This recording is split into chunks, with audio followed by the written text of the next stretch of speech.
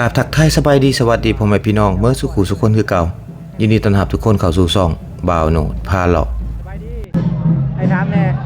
ชุดนี้เขาห้องว่าชุดยังชุดของชนเผ่าผู้ไทยบ่แบบนี้ซินมีเสื้อดำแม่นเป็นของชนเผ่าผู้ไทยเนาะ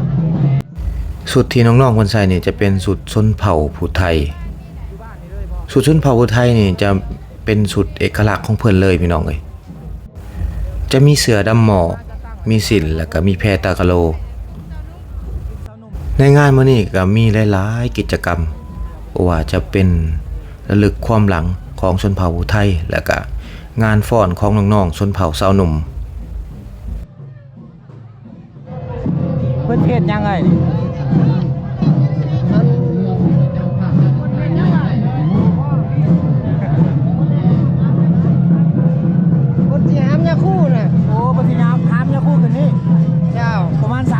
องค์เนาะเจ้าโอ้3องค์น้ำแห่ไปตามมันกุฏิโอ้แห่ไปตามมันที่วัดพี่น้องเจ้าจักหอบ3หอบบ่ได้3หอบเจ้าแล้วก็เอาเพิ่นไปใช้ต่อบัดนี้กุฏิเอาเพิ่นโอ้คือกุฏิขึ้นฮอดแจกดูก็ได้เงินดูก็ได้ทองบ่เป็นหัวกระไดก็ได้โอ้ยมันเหยียบขึ้นเนาะมันไตขึ้นเหยียบขึ้นเอา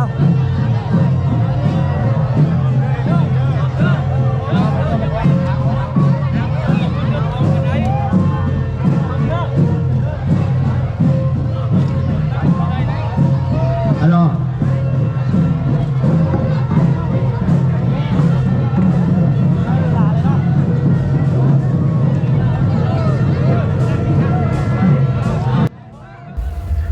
งานประเพณีของชนเผ่าผู้ไทยก็แตกต่างกับชนเผ่าอื่นเนาะพี่น้องส่วนหลายในเขตชนบทบางบ่อนก็บ่มีแล้วแต่ว่าอยู่ในเขตชนเผ่าผู้ไทยเมืองอาสาพรแขวงสวรรณเขตเพิ่นยังสืบสานวัฒนธรรมมาแต่รุ่นพ่อรุ่นแม่เฮาเบิ่งอีกอย่างหนึ่งก็อยากคือการแห่นาคหรือว่าการแห่ย่าที่จะบวชใหม่เหมือนกับอยู่ฝั่งไทยเนาะ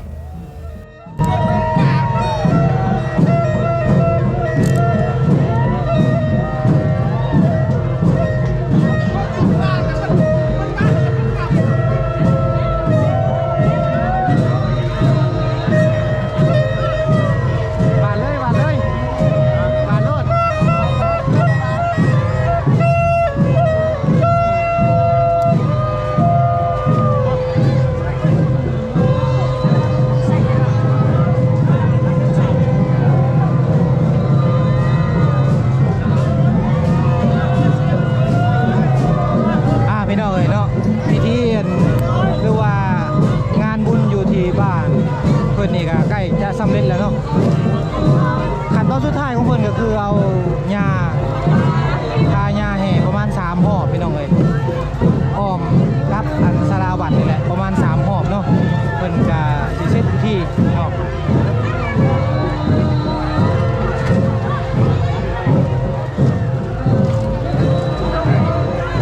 แห่ขั้นตอนสุดท้ายนี่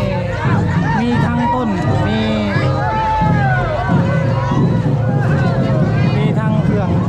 ที่ว่าเพิ่นเอามาเฮ็ดงานบุญต่างๆแห่พร้อมกันพี่น้องเนาะมื้อนี้นี่มีทั้งกองบุญพร้อมพี่น้องแล้วก็มีทั้งต้นพร้อมเนาะ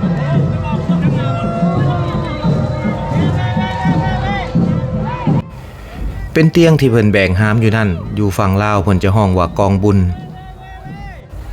แต่อยู่ฝั่งไทยมีบ่พี่น้องแบบสิถ้ามีก็คอมเมนต์บ่โน้ตเด้อพี่น้องเอ้ยคอมเมนต์บ่โน้ตแน่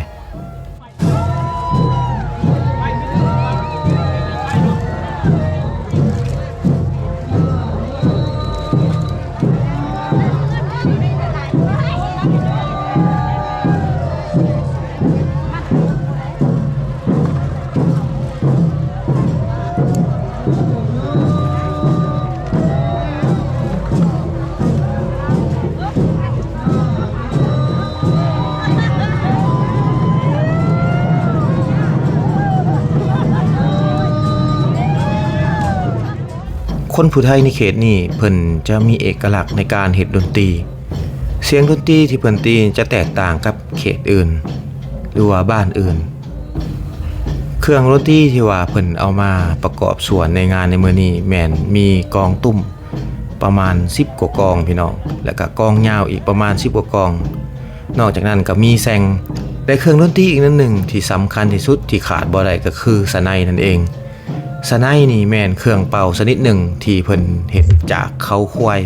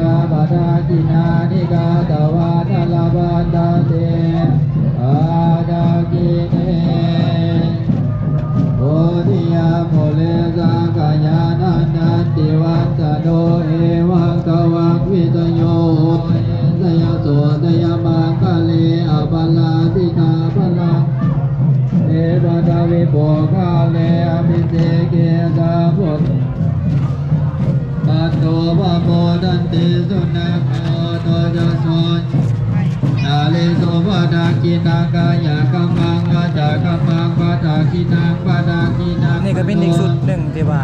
เป็นสุดที่ของผู้ไทยเนาะชนเผ่าผู้ไทยนี่สุดหลายถ้าว่าเพิ่นจัดงานบุญต่างๆนี่ต้องมีสุดแบบซี่พี่น้องเอ้ยเนาะจะมีสุดดำหมอกตัวนี้จะเป็นอีกสุดจักเพิ่นห้องว่าสุดหยังเนาะบ่รู้บ่ชื่อกันพี่น้องเอ้ยเนาะแต่ว่าก็ต้องได้มีสุดแบบซี่นี่สุดแบบซี่นี่จะเป็นผู้ชายเด้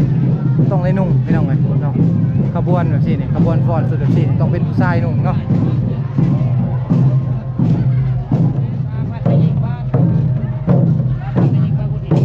นี่ก็คือ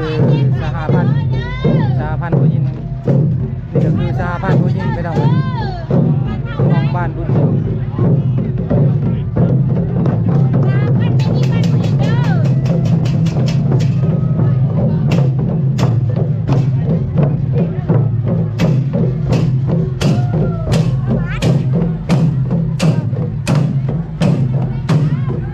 แต่ละคนนี่ห่วมคิดห่วมใจกันขนาดนี้พี่น้องเนาะอากาศช่วงนี้ร้อนอะไรเลยนี่ก็ประมาณบ่ายโมงแล้วเนาะที่ว่าชาวบ้านเป็นกำลังยังพากันแห่อยู่อากาศร้อนนี่โบเป็นอุปสรรคในการเห็นงานบุญของเพิ่นพี่น้อง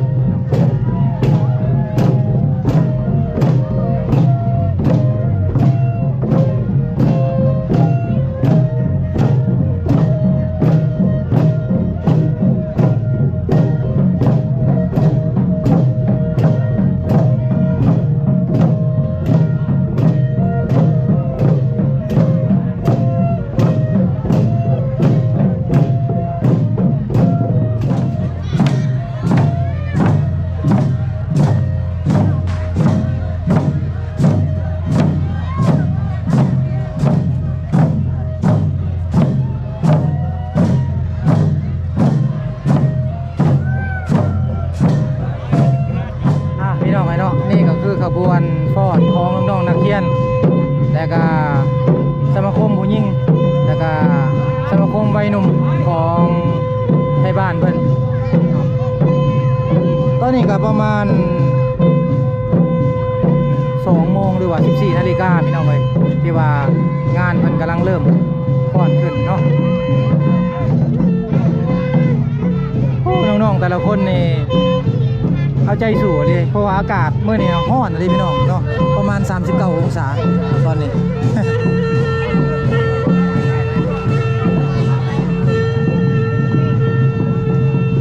ก่อนที่จะมาฟ้อนในขบวนนี้ได้นี่น้องๆนักเรียนทุกๆคนนี่เขาเจ้าก็ได้ซ้อมก่อนพี่น้องต้องได้ซ้อมก่อนเนาะได้พากันมาซ้อมซะก่อน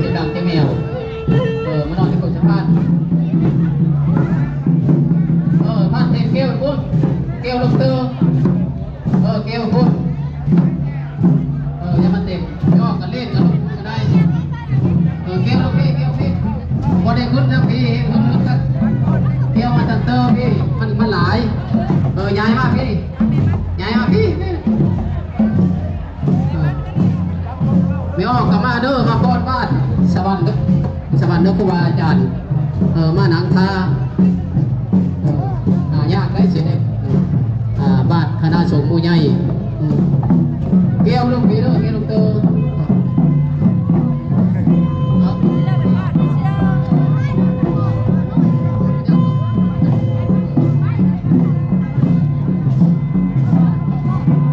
เกี่ยวลงมาตะเตอ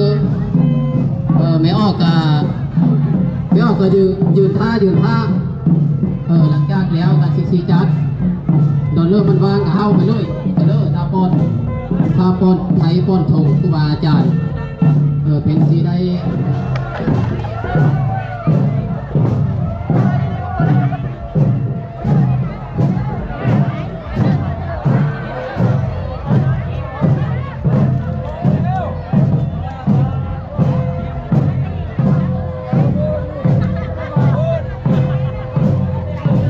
พี่น้องเลยเนาะหลังจากที่ว่าเป็นทรงผ่าเป็นที่เรียบร้อยแล้วครับ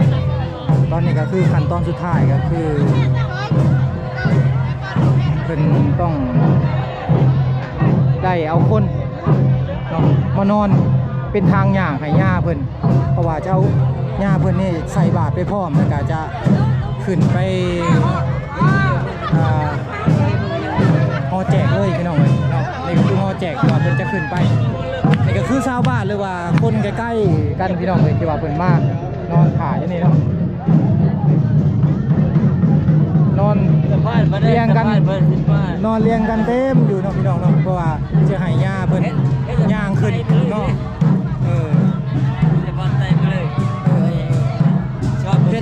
เพิ่นเฮ็ดจังซี่น่ะเฮ็ดเป็นสะพานไต่เนาะจ้าทำไตไปเลย เป็นสะพานไต่ไปเลยเนาะไตไปเลยเพราะว่าศาสนาเป็นสี่นะทุกปีมันบ่ต้องแบบนี้ทุกปีอยู่บ้านพุทธเทนนี่เพิ่นจะเฮ็ดแบบนี้เนาะปฏิบัติวัฒนธรรมแบบนี้ทุกปีเนาะไม่ใช่ทุกปีผู้ใหญ่ได้ผู้ใหญ่มันมาเลย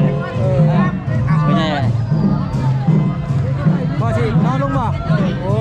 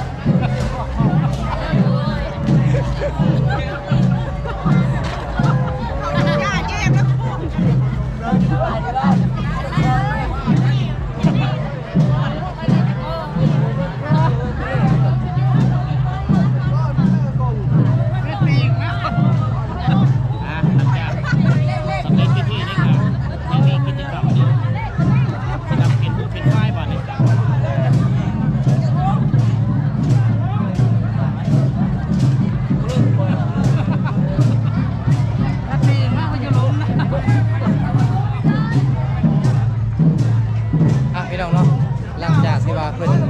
เช่นพิธีเป็นที่เรียบร้อยแล้วก็ยังมีกิจกรรมอีกอันหนึ่งก็คือกิจกรรมเข็นฝ่ายพี่น้องหรือว่าเพิ่นจะตำผู้เนาะให้ได้เบิ่งอีกเท่านึงพี่น้องเนาะหลังจากที่ว่าเพิ่นเสร็จพิธีเป็นที่เรียบร้อยแล้วก็ยังมีกิจกรรมหนึ่งที่ว่าชาวบ้านเพิ่นจะมาถ่ายทอดวิถีชีวิตชนเผ่าไทยให้พี่น้องได้เบิ่งเพราะว่าสมัยก่อนนี่เพิ่นกะได้ใช้ชีวิตแบบนี้แหละพี่น้องเนาะเพราะว่าจะเป็นเครื่องจักสานนี่ก็เพิ่นก็ต้องได้เฮ็ดเองเนาะเป็นกระโตกเป็นของพี่น้องเป็นเกี่ยวกับการเกษตรก็เพิ่นก็ได้เฮ็ดเองเมื่อทุกอย่างอุปกรณ์ทุกอย่างเพิ่นได้ลงมือเฮ็ดเองพี่น้องเนาะเอ้านี่เพิ่นกำลังเริ่มกิจกรรมคือการตำเข่าพี่น้องการตำเข่านี่เป็นกิจกรรมหนึ่งเนาะของชนเผ่าผู้ไทยพี่น้องแต่ชนเผ่าอื่นๆเนาะเพิ่นจะตำพร้อมกันประมาณ5 คนเด้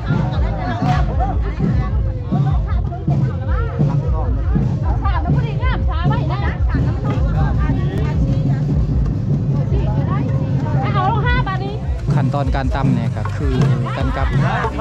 ชนเผ่าคือกันพี่น้องก็คือกับชนเผ่าลูกคือกันเนาะขั้นตอนการตำเนี่ยขั้นตอนทำพิธีเพิ่นจะเอาหัวหน่อยลงก่อนได้ในเวลาเพิ่นตำเข่าเนี่ยเนาะเพิ่นจะเอาหัวหน่อยลงก่อนพี่น้องหลังจากเอาหัวหน่อยลงแล้วจึงจะเอาหัวทางใหญ่ลงเนาะ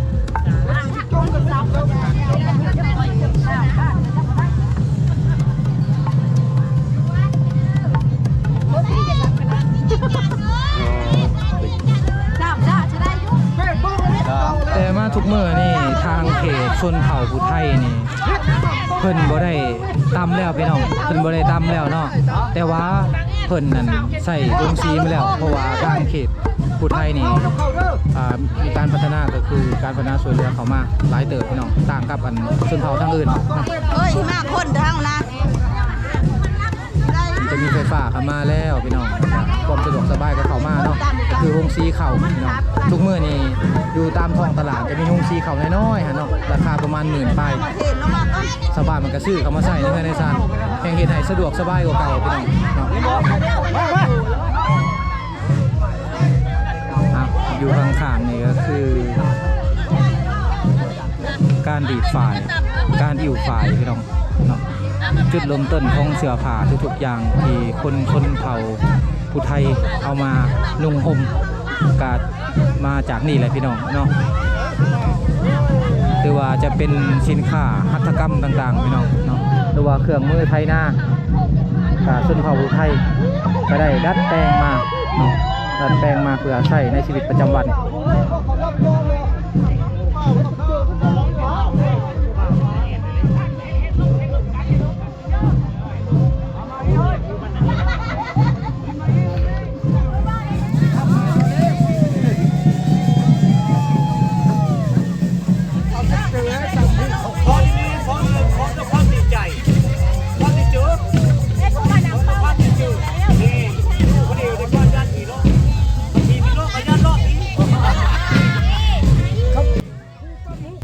พี่น้องนี่คือการแอวสาวหรือว่าการมาลินน้ำผู้สาวของชนเผ่าผู้ไทยเมื่อก่อน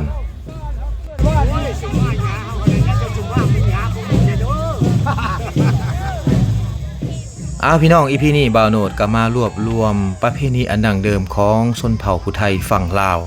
ให้พ่อแม่พี่น้องได้เบิ่งนำกันประเพณีแบบนี้เพิ่นจะจัดขึ้นในเมืองอาสะพรแขวงสวรรณเขตเพิ่นจะจัดขึ้นในเดือน4ของทุกๆปีหรือว่าเดือนเมษายนนั่นเองเฒ่าแก่แนวโฮมในบ้านเพิ่นจะพยายามรักษาหีดของประเพณีอันเก่าแก่ไว้และจะให้รุ่นลูกรุ่นหลานสืบทอดไว้เพื่อจะให้คนรุ่นหลังฮู้จักชนเผ่าผู้ไทยอีพีนี้บ่าวโนดกับทีมงานก็ขอล่ำลาไปก่อนเจอกันอีพีหน้าบ๊ายบายพี่น้อง